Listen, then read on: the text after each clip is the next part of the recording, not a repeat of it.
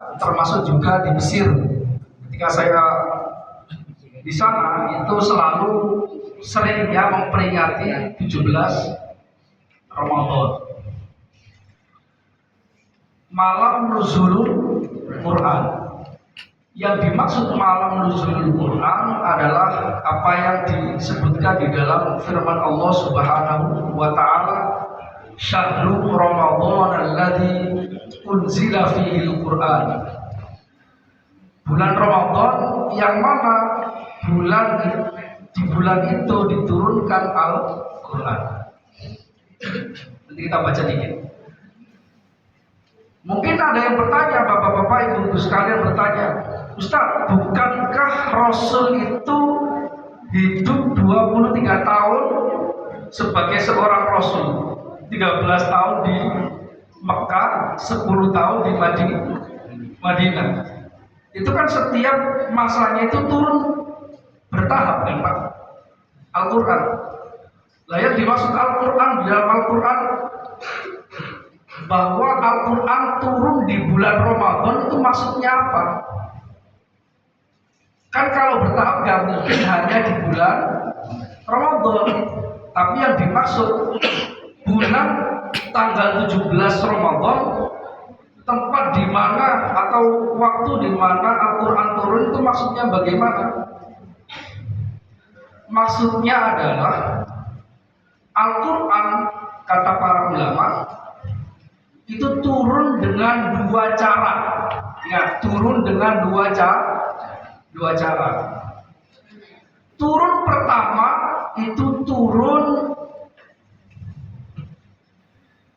yang mana disampaikan, diturunkan oleh Allah langsung ke Lauhil Mahfuz. Saya sudah pernah menerangkan kan, Lauhil Mahfuz itu lembaran yang terjaga. Arti letterlocknya itu lembaran yang terjaga. Dia lokasinya di atas arsy.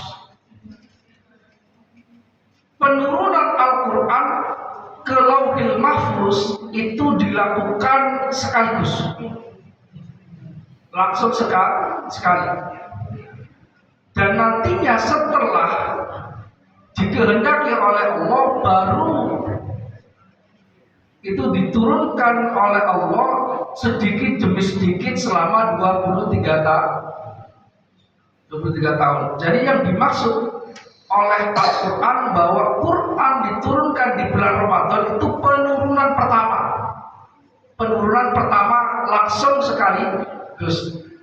Jadi ini adalah satu hikmah bahwa Rasul Shallallahu Alaihi Wasallam tidak sama dengan para nabi-nabi sebelumnya. Nabi sebelumnya, Nabi Musa diturunkan Taurat itu sekaligus Pak, langsung. Kitab sucinya langsung berbentuk kitab suci, langsung di dadanya Nabi Musa. Demikian juga Nabi Isa, penurunan Injil sekaligus. Satu-satunya kitab yang diturunkan sedikit demi sedikit secara bertahap adalah Al-Quran. Namun Al-Quran juga memiliki kesamaan dengan kitab-kitab samawi sebelumnya, yaitu juga diturunkan sekaligus. Nah, ini menariknya. Kalau kita jadi umatnya Nabi Muhammad, itu sama dengan menjadi umatnya Nabi Isa, menjadi umatnya Nabi Musa.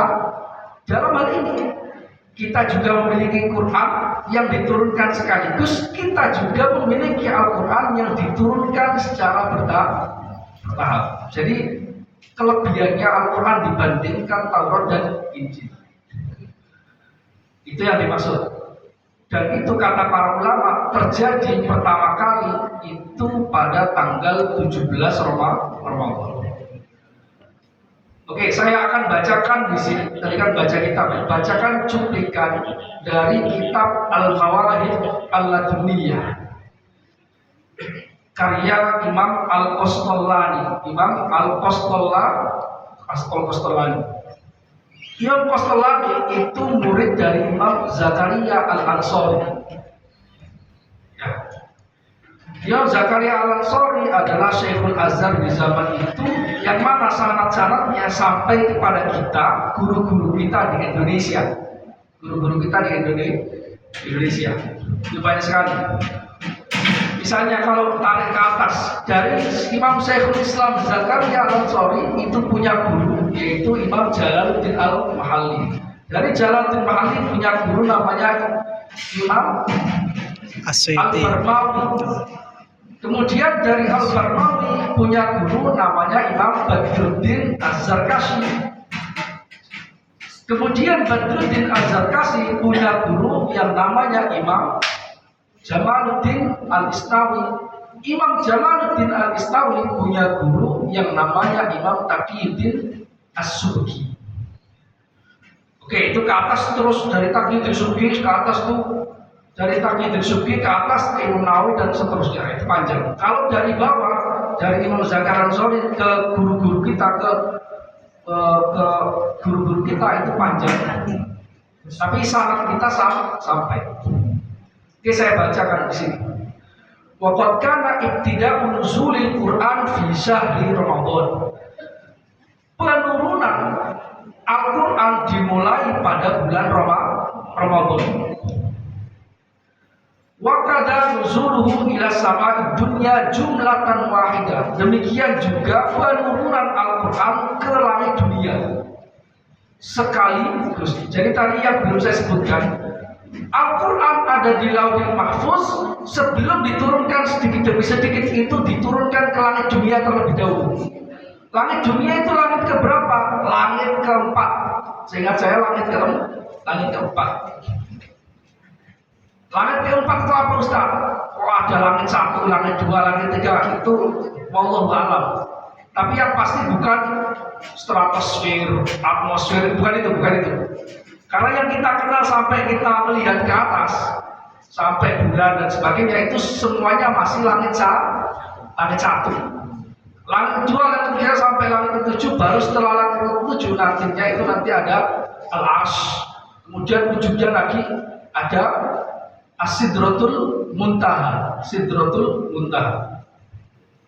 Kalau semesta luas Pak, jadi nggak kecil. Jadi kalau kita merasa kok dunia itu sempit, ya pikiran kamu yang sempit.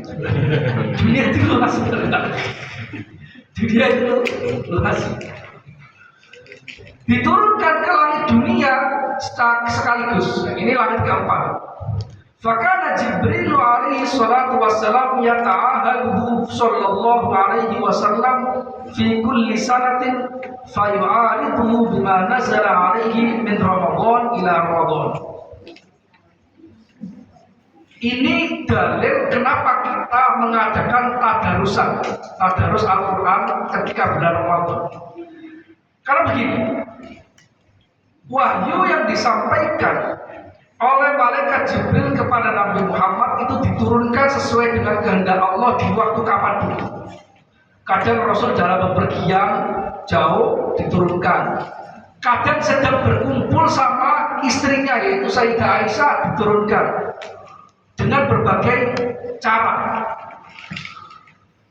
Nah, setiap diturunkan, pertama kali diturunkan yaitu di Gua Hira. Iqra bismi rabbikal ladzi khalaq. Iqra wa rabbukal akram alladzi 'allama bil qalam. Itu wahyu pertama yang diterima oleh Nabi Muhammad sallallahu alaihi wasallam. Nah, kan 23 tahun, setiap setahun dapat berapa juz atau beberapa surat terpencar-pencar. Itu malaikat Jibril terbiasa mendatangi Nabi di bulan Ramadan. Murojaah yang telah diturunkan oleh Nabi. Jadi misalnya diturunkan pada tahun ini 1 juz, maka di bulan Ramadan tahun berikutnya itu 1 juz itu dimurojai bareng. Nah, malaikat Jibril membaca, kemudian Rasul membaca, gantian. Kadang Rasul membaca, kemudian malaikat Jibril mendengarkan, demikian juga ganti. Dan itu sekali, setiap tahun sekali. Kecuali di tahun terakhir Rasul meninggal. Diulangi di bulan Ramadan 2 kali sebagai tanda penutup usianya Nabi, kemudian penutup Al-Quran. Jadi kayak ada dirapel gitu loh Pak, dirapel, dimorojai. Makanya itu tradisinya kenapa kita tadarus Al-Quran di bulan Ramadan, mengikuti sunnahnya Nabi Muhammad. Pertama kali turunnya Al-Quran. Jadi kita lihat tabarukan dengan Nabi Muhammad, tabarukan dengan malaikat Jibril. Meskipun nggak kenal, kita lewat perantara Nabi Muhammad, kita nggak kenal malaikat Jibril. Malaikat Jibril ini apakah selain Nabi Muhammad ada orang yang melihatnya lagi? Selain Nabi Muhammad dan para Nabi ada. Di antaranya yaitu Sayyidina Abu Bakar. Kalau nggak salah juga Sayyidina Umar. Itu pernah bersama Rasul diperlihatkan malaikat Jibril di hadapan Sayyidina Abu Bakar. Nggak semua sahabat bisa melihat malaikat. Oke. Falamma kana al-amr alladhi tuwfiya fihi sallallahu alaihi wasallam aradahu bihi marratain. Ketika tahun terakhir maka merojanya 2 kali. Sebagaimana itu riwayat yang sahih dari Sayyidina Fatimah. Qala fi Fathil Bari wa fi mu'aradati Jibril an-Nabi sallallahu alaihi wasallam bil Quran fi syahri Ramadan hikmatan. Kata Imam Ibnu Hajar al-Asqalani dalam kitab Fathul Bari, apa hikmah di bulan Ramadan itu malaikat Jibril murojaah Al-Quran bersama Nabi? Ada 2 hikmah. Ihdahuma ta'ahuduhu wal ukhra tabdiyatu ma lam yunsakh minhu wa raf'u ma nusikh. Pertama itu mengulang-ulangi agar hafalannya kuat. Kedua, itu memberikan versi yang paling update terhadap Al-Quran. Apa maksudnya versi yang paling update? Al-Quran itu ada beberapa ayatnya yang hukumnya telah dicabut oleh Allah Subhanahu wa